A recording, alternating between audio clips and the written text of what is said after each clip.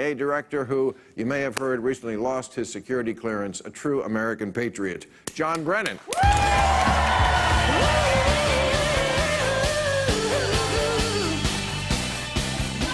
What Americans expect of the President of the United States, to speak with great forcefulness, but to do it with integrity and honesty.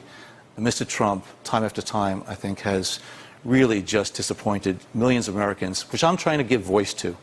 And so I know a lot of people think that a former intelligence official shouldn't be doing this. I don't consider what I'm doing political at all. Everybody with a brain is on your side. He calls you a lowlife. You, who spent your life defending this country, especially after 9/11, when we had all sorts of problems, and it could have gone way worse than it did. He said about General Clapper, is he a general? Yes, he was. Yeah, yes, he is. that they got to him. Like you could get to a guy like that. It's not on our side. No. You're not on our side. You are a traitor if you're attacking our generals and admirals and people who keep us safe. It's not that much more complicated than that to me.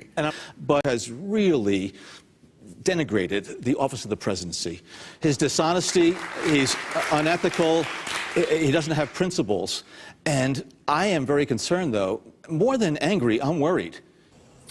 That Brennan is an American hero for speaking up. His tenure at CIA was impeccable. We owe him so much, and he's now leading the crusade, really, to tell people that Donald Trump is unfit for command.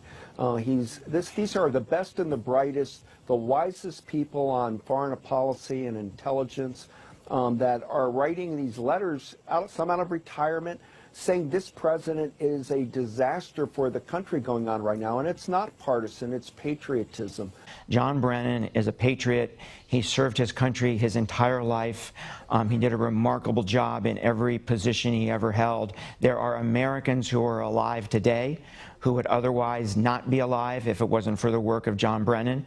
And we take a significant offense at those who claim that John doesn't have integrity, that John lied to Congress, that John did this or John did... An apology today from the head of the CIA to the Senate Intelligence Committee for peeping into their computers and spying on Senate investigators who were looking into CIA practices. I want to bring in CNN. Well, they're admitting to having told some false statements before. Specifically, there's this question about this investigation by the Senate into practices, interrogation practices. It turns out that despite protests by the CIA that they had not been snooping on what the Senate Intelligence Committee staffers were doing.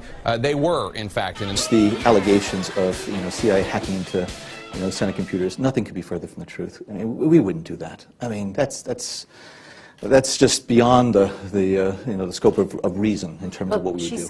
I have grave concerns that the CIA's search may well have violated the separation of powers principles embodied in the United States Constitution. CIA Director John Brennan. He was forced to admit Thursday that the agency spied on Senate staff members. Well, Brennan denied those charges for months. In fact, I can say that the types of operations that the U.S. has been involved in the counterterrorism realm, that nearly for the past year there hasn't been a single collateral death because of the exceptional proficiency, precision of the capabilities that we've been able to develop. Anybody who has violated the oath of office and has violated the laws of the United States should be held to full account for those.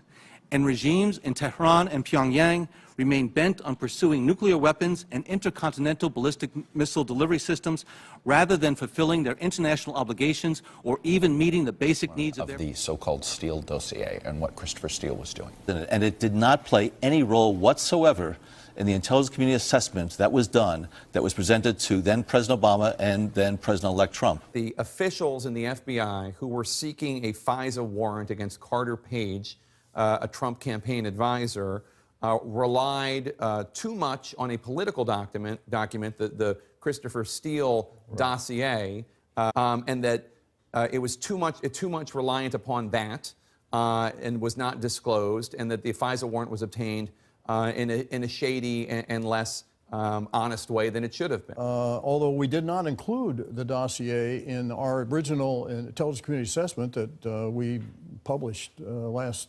January. Included a summary as an annex. Some of what was in the dossier was corroborated in our intelligence community assessment. Did the CIA rely on it? No. Why not?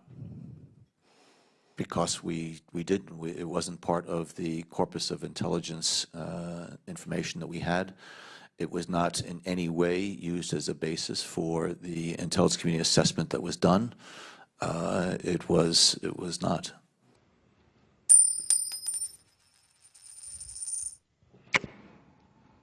In Assange.